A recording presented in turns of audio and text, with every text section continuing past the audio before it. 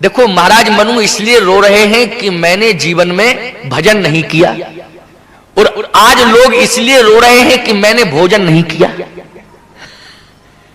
क्यों भाई? भजन के लिए कोई नहीं रोता, सब भोजन के लिए रो रहे हैं। और याद रखना,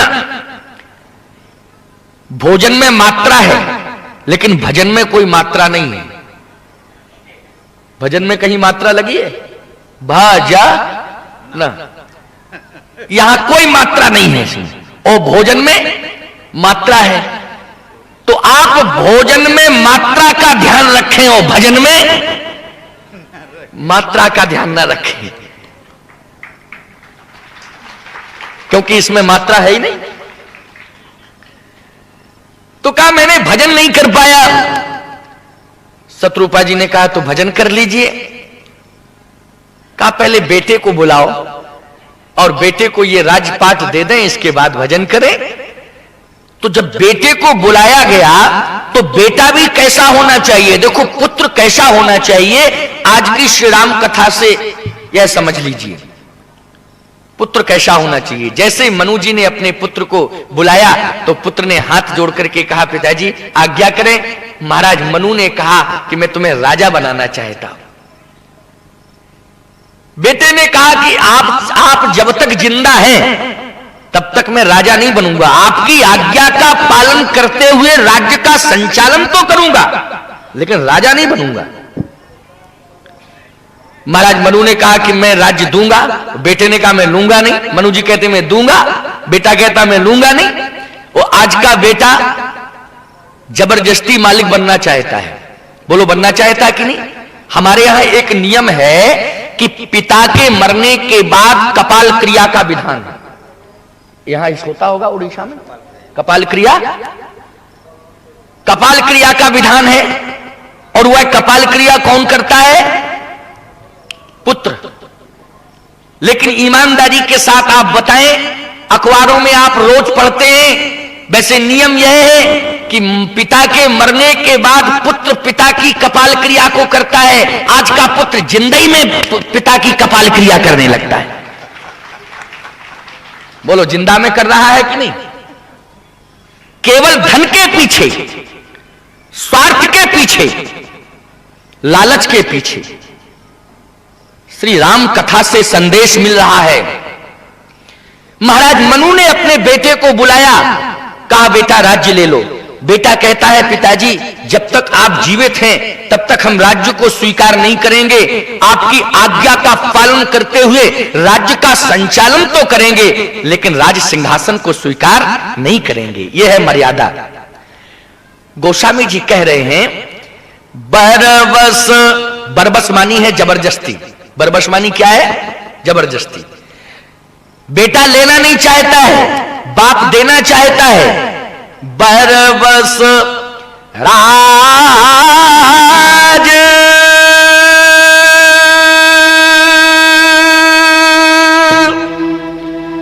सुतेन्द्र पदीना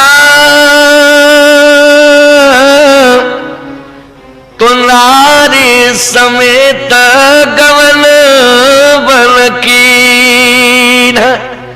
नारी समेत गवन मन कीना। जबरदस्ती पुत्र को राज्य दिया, राजा बनाया। शत्रुपा से यह कहा नहीं था कि आप मेरे साथ चले, लेकिन नारी समेत गवन वन कीना, अपने आप ही शत्रुपा अनुगामिनी बनके चलने लगी। पत्नी का धर्म कहता है कि वह सदा पति के पीछे चले और उस परिवार का हालचाल मत पूछा करो। जहां पति आगे चल रहा हो उसके पीछे पत्नी चल रही हो, उससे ये मत पूछो कि कैसा तुम्हारा हाल है। अरे जिसकी चाल अच्छी है उसका हाल अच्छा होगा। क्यों भाई? जिसका चाल अच्छा है उसका हाल अच्छा होगा, क्योंकि पति आगे चल रहा है और पत्नी पीछे चल रही है। अरे हाल अगर पूछना है तो उसका पूछो कि जहां पत्नी आगे चल रही हो और पति पीछे पीछे भाग रहा हो, उसका हाल पूछो। चाल से हाल पूछना चाहिए, हाल से चाल नहीं पूछना चाहिए। समझे कि नहीं? यहां देखें आप, कितनी सुंदर चाल है। बर बसराज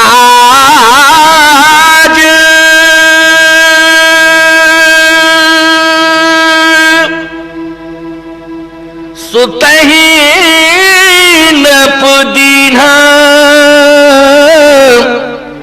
तो नारी समेत गवन वन की पत्नी के सहित चल रहे हैं महाराज मनु और नैमिष तीर्थ में पहुंच गए।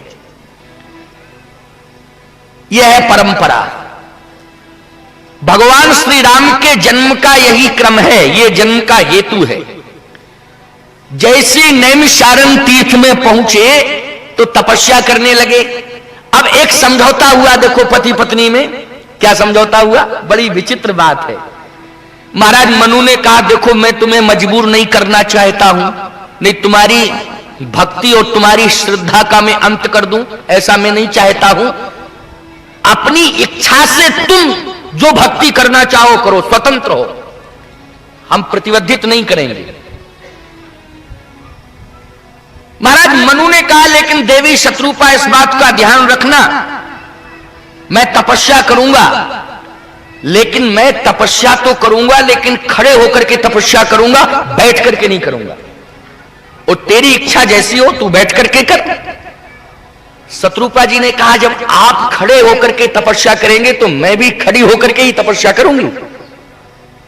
महाराज मनु ने कहा कि मैं एक पैर केवल खड़े होकर के तपस्या करूंगा, तो शत्रुपा जी ने कहा कि मैं भी एक पैर केवल खड़ी होकर के तपस्या करूंगी। तुलसीदास जी से पूछा क्या दोनों ने एक ही पैर केवल खड़े होकर के तपस्या किया?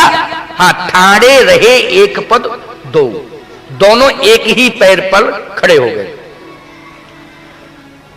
महाराज मनु ने कहा कि अच्छा एक बात समझना शत्रुपा, मैं भोजन नहीं करूंगा। शत्रुपा जी ने कहा तो मैं भी भोजन नहीं करूंगी। महाराज मनु ने कहा मैं फलाहार करूंगा। शत्रुपा जी ने कहा मैं ज्यादा तो कुछ नहीं कह सकती हूं, अगर आप भोजन नहीं करेंगे तो मैं भी भोजन नहीं करूंगी। यदि आप फलाहार करेंगे तो आप जब फलाहार करेंगे तो आपके फलाहार का शेष उच्छिष्ट जो बच जाएगा बाद में प्रसाद के रूप में मैं उसे स्वीकार कर लिया करूंगा, मैं पूर्ण फलाहार भी नहीं करूंगा। इसलिए गोस्वामी जी लिख रहे हैं कि कह रही आहार साग फल कंदा और सुन रही ब्रह्म सच्चिदानंदा, ब्रह्म सच्चिदानंद का स्मरण कर रहे हैं।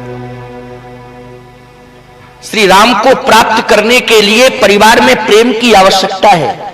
यानी पत्नी अगर पति के अनुकूल चलती है तो निश्चित उसकी गोद में श्री राम प्रकट होंगे, लेकिन अनुकूल होना चाहिए। आज अनुकूलताएं ही तो नहीं बन पा रही हैं जी, यही विरोधाभास की स्थिति पनपती जा रही है, अनुकूलताएं नहीं बन रही हैं। पत्नी पति को नहीं देखना चाहती है, पति पत्नी को नहीं देखना चाहता है, दोनों एक दूसरे से प्रेम संबंध स्थापित नहीं करना चाहते हैं। एक वैमनुष्य का संबंध बना हुआ है, एक क्रोध का संबंध बना हुआ है, एक विरोधाभास का संबंध बना हुआ है। अच्छा, कभी कभी तो ऐसी स्थितियां समझ में आ जाती हैं। बड़ी विचित्र बात मैं आपको बताऊं, एक बार पति पत्नी में बड़ा विरोध हुआ और उस विरोध यहां तक हुआ कि मेरे तक पहुंच गया, मेरे पास आया। तो कहा महाराज जी आप मेरी पत्नी को समझा दीजिए, नहीं तो मैं आपके चरणों में आत्महत्या कर लूंगा। अरे मैंने कहा तू ऑन स्पॉट पर मेरे चरणों में मरेगा तो तू तो जाएगा घर और मैं जाऊंगा सेंट्रल जेल। तो ये क्यों कहता है कि मैं आत्महत्या कर लूंगा? कहे आप समझा दीजिए। मैंने कहा कितने साल से तू पत्नी के साथ रह रहा है? उसने कहा कि मुझे हो गया 22 वर्ष। मैंने कहा तू 22 वर्ष में अपनी पत्नी को नहीं समझा पाया, मैं 2 घंटे में क्या समझाऊंगा? कहे नहीं आप संत हैं, आपकी बात का प्रभाव पड़ेगा। तो मैंने पत्नी को बुलाया, समझाया, पति से प्रेम किया करो, उपासनात्मक प्रेम होना चाहिए पति से, और प्रेम से रहा करो। कहे स्वामी जी प्रेम से तो हम रहें, लेकिन जो मेरी इच्छा है उस इच्छा में इनकी इच्छा मिलती है नहीं। ये अपनी इच्छा अलग से प्रकट किए हुए, अपनी इच्छा अलग से माने हुए हैं। हमने कहा तेरी इच्छा क्या है? कहे स्वामी जी हमारी इच्छा ये है, हम आज कई वर्षों से प्रयासरत हैं कि हम अपने पुत्र को डॉक्टर बनाएं। वो ये कहते हैं कि नहीं हम तो मास्टर बनाएंगे, तो ये कहते हैं मास्टर बनाएंगे पुत्र को, मैं कहती हूं डॉक्टर बनाएंगे। अब समस्या ये है कि आप कह दीजिए कि ये भी स्वीकार कर ले हमारी शर्त को कि बेटे को डॉक्टर बनाना है। मैंने कहा कि बेटा कितने वर्ष का है? कहे अभी तो पैदा ही नहीं हुआ है। हम का दोनों बेवकूफ हो। इस प्रकार से वह मनुष्य फैला हुआ है, अकारण का विद्वेष चल रहा है। महाराज मनु और शत्रुपा से शिक्षा लो। आज के राम कथा का यही तात्पर्य है कि पति पत्नी में प्रेम होना चाहिए। गोस्वामी जी कह रहे हैं कि आज दोनों प्रेम से तपस्या कर रहे हैं, और प्रेम की पराकाष्ठा क्या हुई समझना। भगवान शिव के मंदिर में तुम्हें जाना पड़ता है, अनंत वर्षों तक तपस्या करनी पड़ती है, तब भगवान शिव का दर्शन होता है, भगवान विष्णु का दर्शन होता है। लेकिन यहां प्रीति की पराकाष्ठा जब पति पत्नी दोनों ने प्रेम से भगवान का स्मरण किया, ब्रह्म का चिंतन किया, तो याद रखना अभी ब्रह्म तो नहीं आया लेकिन ब्रह्मा आ गए। क्यों भाई ब्रह्मा आए कि नहीं? करही आहार शाक फल कल्ला और सुमिरहि ब्रह्म सच्चिदानंदा। विधि हरि हर तप देख अपारा मनुष्य में पयाए बहु बारा। एक बारा नहीं, दो बारा नहीं, बहुबारा। बहुबारा का अर्थ होता है कि अनेक बार आए। आपके पास तो एक बार भी नहीं आ रहे, यहां तो अनेक बार आए, और आए ही नहीं कह मांगहि बर बहु, मांगहु बर बहु भांति लुभाए, लेकिन परम धीर नहीं चलत चलाए।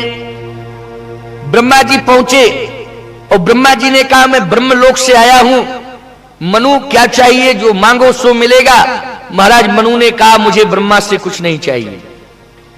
ब्रह्मा जी लौटने लगे तो भगवान शंकर आए, रास्ते में भगवान शंकर मिल गए। भगवान शंकर ने कहा ब्रह्मा जी कहां गए हुए थे? कहा नैमिषारण्य तीर्थ गए थे। कहे नैमिषारण्य तीर्थ में दर्शन करने गए थे कि और किसी के लिए गए थे? कहे कि एक भक्त बैठा है तपस्या कर रहा है, उसको वरदान देने के लिए गया था, लेकिन 2 घंटे खड़ा रहा, उसने देखा ही नहीं। तो मुस्कुरा करके भगवान शंकर ने कहा कि गए क्यों थे? कहे आप कहां जा रहे हैं? भगवान शंकर ने कहा मैं वहीं जा रहा हूं। क्यों जा रहे हैं आप? कहे उसको वरदान देने के लिए। कहे जब हम 2 घंटे खड़े रहे तो आप अपना प्रतिष्ठा खराब क्यों कर रहे हैं? आप वापस लौटो। वो किसी की ओर देखना ही नहीं चाहता है। भगवान शंकर ने कहा ब्रह्मा आपकी लोकप्रियता में और मेरी लोकप्रियता में बहुत अंतर है। 5.5 लाख ग्रामों में ऐसा कोई ग्राम नहीं होगा जहां 2-4 मंदिर मेरे एक गांव में ना बने हों, और पूरे भारत में अगर खोजा जाए तो बहुत कम मात्रा में। क्यों भाई? इधर पुष्कर चले जाओ तो भगवान ब्रह्मा का दर्शन हो जाएगा, ब्रह्मा जी का मंदिर बना होगा। क्यों भाई? और भी छोटी पूरी जगह में कहीं किसी ने बनवा रखा हो, लेकिन विचार करना 5.5 लाख ग्राम हैं इस भारत देश में, ऐसा कोई ग्राम होगा जिसमें 2-4 मंदिर भगवान शंकर के न बने हो? बोलो। और बहुत जल्दी प्रसन्न भी हो जाते हैं भोले बाबा, इतने जल्दी प्रसन्न हो जाते हैं। एक बार तो एक व्यक्ति मेरे पास आया और उसने कहा महाराज जी मैं बड़ा दुर्भाग्य हूं। मैंने कहा क्यों? क्या मेरे गांव में 2-2 एकड़ जमीन वाले लड़कों की शादियां हो गई और मेरे पास 100 एकड़ जमीन है और 46-47 साल का हो चुका हूं, अभी तक विवाह नहीं हुआ और किसी बात की कोई कमी नहीं। तो आप मुझे ऐसा आशीर्वाद दो कि मेरा विवाह हो जाए, कम से कम वंश परंपरा नष्ट ना हो, इसलिए आप आशीर्वाद दे दो। मैंने कहा कि तू मेरे पास आया, मेरे कोटे में ये प्रावधान है ही नहीं। क्यों भाई? इसलिए ऐसे के पास जाओ जहां विवाह वाला कोटा हो। वहां से मिलेगा। तो कहे महाराज ऐसे कौन है? हमने कहा एक काम करो, देवता तो सब बहुत अच्छे अच्छे हैं, लेकिन भगवान शंकर बड़े दयालु कृपालु हैं, आशीर्वाद दे देंगे, तुम्हारा काम हो जाएगा। क्या करना पड़ेगा? हमने कहा उपासना करना, गंगा जल चढ़ा देना, और ज्यादा कुछ नहीं चढ़ाना। एक धतूर का फल होता है ना, आपके यहाँ क्या कहते हैं उसको?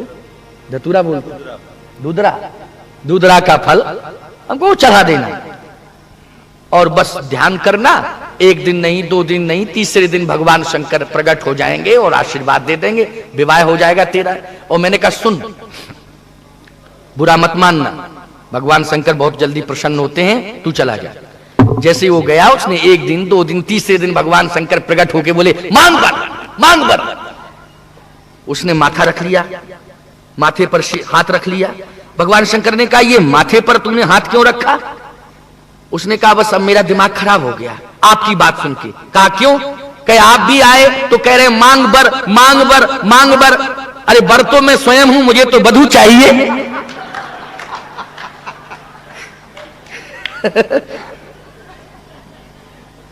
वो वापस मेरे पास आ गया।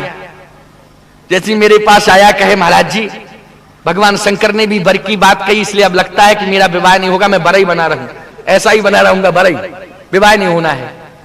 मैंने कहा सुन, जमीन जायदाद प्रॉपर्टी से विवाह नहीं होते, यह भी एक संयोग होता है, और ये ब्रह्मा के यहां से विधान होता है, इसलिए परेशान मत हो।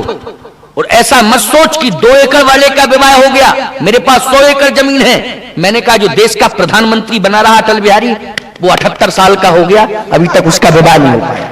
और जो राष्ट्रपति बना बैठा है कलाम, उसकी उम्र भी 78 वर्ष की हो चुकी, लेकिन अभी तक विवाह नहीं। हम कि विवाह को बहुत सस्ता मत समझा करो, इसलिए अपने भाग्य को दुर्भाग्य में मत बदलो। अब तेरा विवाह नहीं हुआ है तो आ मेरे पास आ जा, मैं तुझे अखाड़े में भर्ती कर लूं अपनी। तो कहने का तात्पर्य मेरा यह है कि प्रेम होना चाहिए, पति पत्नी में प्रेम होना चाहिए। आज महाराज मनु के पास ब्रह्मा पहुंचे, भगवान शंकर पहुंचे, विष्णु भगवान भी पहुंचे, लेकिन ये तीनों पहुंचे, अंत में स्थिति क्या बनी? मांगहु बर बहु भात लुभाए, लेकिन परम धीर नहीं चलत चलाए। स्थिति क्या हो गई? अस्थि मात्र हो गए उस शरीरा, तदपि मनाग मनई नहीं पीड़ा। अस्थि मात्र शरीर हो गया, लेकिन हृदय में पीड़ा नहीं है। यदि व्यक्ति के शरीर का 2 किलो वजन कम हो जाता है तो पूरे गांव में रोता है, क्या करूं, जाने क्यों वजन कम हो गया, मैं बहुत परेशान हूं, बड़ी पीड़ा होती है।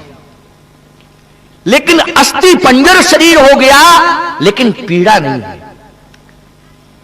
अच्छा भाई पीड़ा नहीं है, तो जब भगवान विष्णु आए थे तो शत्रुपा जी ने कहा ये तो भगवान है, इनसे मांग लीजिए।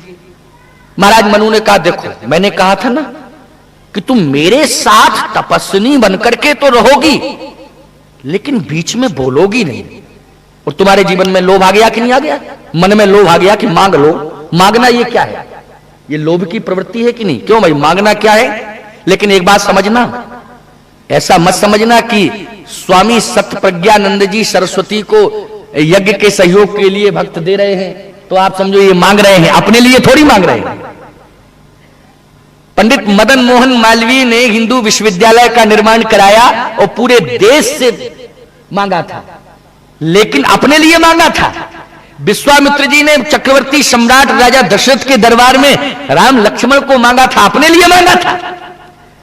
हमारे संत कहते हैं कि मर जाऊं मांगू नहीं अपने तन के काज, लेकिन परमारथ के काज में मोहि न आवत लाज। परमार्थ के लिए मांगने में मुझे कोई लज्जा नहीं, इसलिए परमार्थ के लिए मांगना ये मांग नहीं होती है, भिखारियों की मांग नहीं है, ये सदविचारियों की मांग है। आज मांगा नहीं, देने वाला अपने आप दे रहा है। कौन? मांग मांग बर भई नभ बानी, परम गंभीर कृपामृत सानी।